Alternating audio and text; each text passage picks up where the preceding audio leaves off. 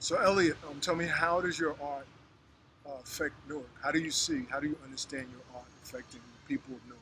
It affects Newark because, in many ways, my description, my descriptive style of my poetry, it is Newark. Ooh. I did a poem called "Life is Cinema," you know, where I'm taking you, through a day in Newark, waiting for the bus. The bus almost gets in the car accident. The kid almost gets hit. These are common everyday occurrences that happen in the city. Just the smell, the sounds, the sights. That's Newark. The people. You know, I don't know how many people that live in Newark, but I know every one of them has a story that is, very, very. Well, we have the similar but the same similar experiences, but we feed off each other. I mean, we energize each other. I was talking to another artist. We were talking about how important it is and how that open mic setting energizes. Energize each other through our stories, through what we say, through our experiences, through our insights, through our perspectives, through things that we didn't understand, or one artist might put it a certain way, and we come with freshness. Sometimes we even come with ideas. I know I think I was talking to an artist, and they were telling me they can hear a word or two words or a phrase, and they're not stealing anything. It's just like it will spark another idea. Well, That happens to me. yeah. I know we have to be careful with that. Like when you stole my stuff. No, no. The only way you steal anything, is if you take the actual idea as written or as painted, it's true. It's and put it plagiarism. down in the same exact Right. way. It's That's plagiarism. plagiarism. Right. But Basquiat, obviously, famous painter, he always improvised a total revision on his work. So he might see something. He might see Guernica, by Picasso. You don't know I have to YouTube this joint because I don't know who you're talking about. Yeah, Pablo Picasso, I know Pablo. Famous artist, Jean-Michel Basquiat. He would take, pieces of art from artists that he admired, and he would take, he would kind of twist the idea, in his own style, in the own way that he formatted his own art. That's what the artist does. And that's what they call improvising the total revision of something. Which I hear stuff, I'm like, man. And then what happens is I'll find myself writing, piggybacking off of it, but never Right. ever using Right. the same exact Right. phrasing. And that could be done. That's what creativity and that's what the artist does. So I'm gonna ask you to shout out some of your favorites, some of your mentors. That could be Universal. I mean, whoever. I know. Wow. This is like that's like picking between food. Do you Yeah. like macaroni and cheese or fried chicken better, or do you like whatever? It's a hard choice. I mean, I have my favorites. One of my favorites is Mia X. Mia X is like a evangelist of poetry. She will take you in. Starsky is another one of my favorite.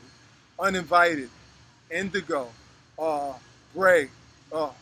I mean, like that's that. Those are the definitely the entrees. Uh, wow.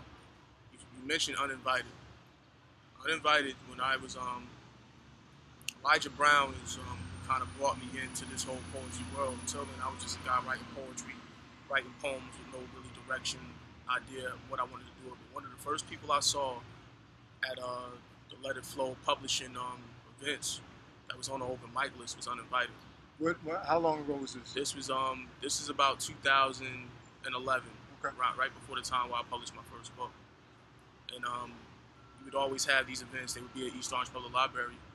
And Uninvited just had a presence on the mic that I've always been better at just writing in seclusion, and but never really a performance type guy. That's something that I slowly, gradually picked it up as I went along. But Uninvited, the content, which was always dope, was one thing. But then he mixed and moshed it with his actual, stage presence and performance skills, and that's just something that he's one of the first people that I respected on the mic. Rob Hilton is another dope poet. Nothing but the utmost respect for Starsky, obviously, but everybody knows Starsky, you know. Who are you mentored by? I don't mean to cut you off. You have some more people to shout out to. I really wasn't mentored. I really wasn't schooled. Okay.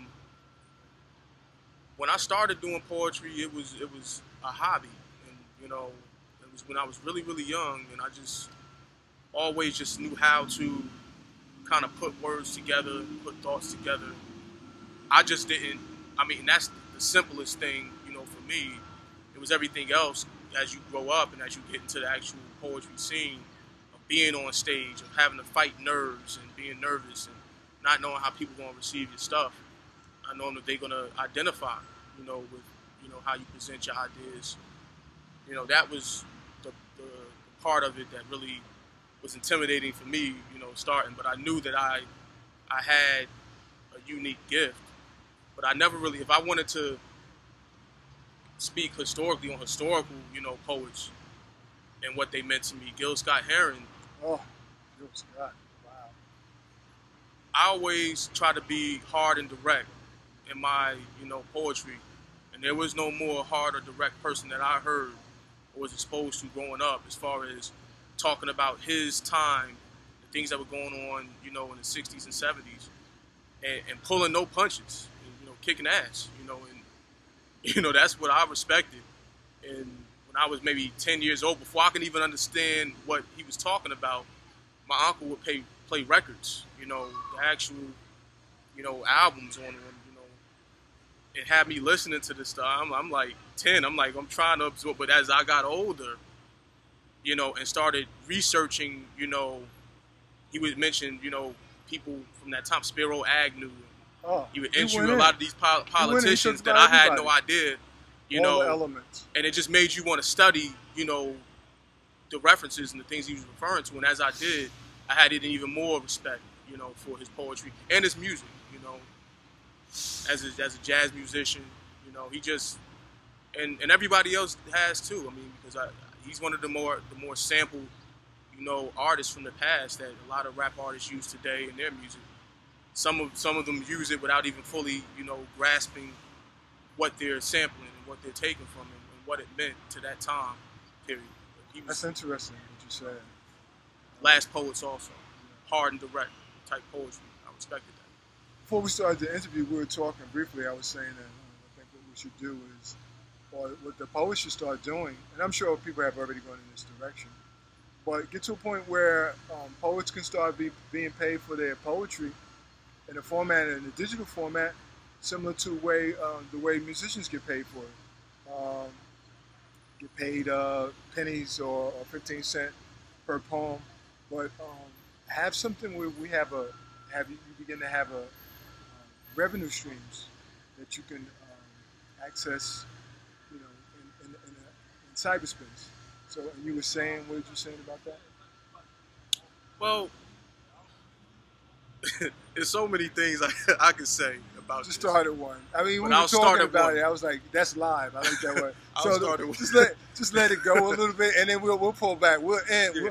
We'll have a part two. So he'll come back, and when we talk about the rhyme poets, we'll let him talk more about money, and I'll do some more research and what poets internationally are doing to get paid.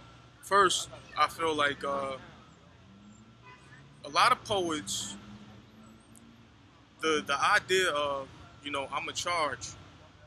What's going on, man? I'm going to charge, you know, for my work or not charge from it. I really feel like, number one, that's in your personal confidence in your work. You know, if you're putting something out that you feel is halfway worthy of something, you're not going to, you know, feel worthy or entitled to charge people for it and to, you know. And then some people, you know, we were speaking, you know, kind of off camera about a lot of people don't want to be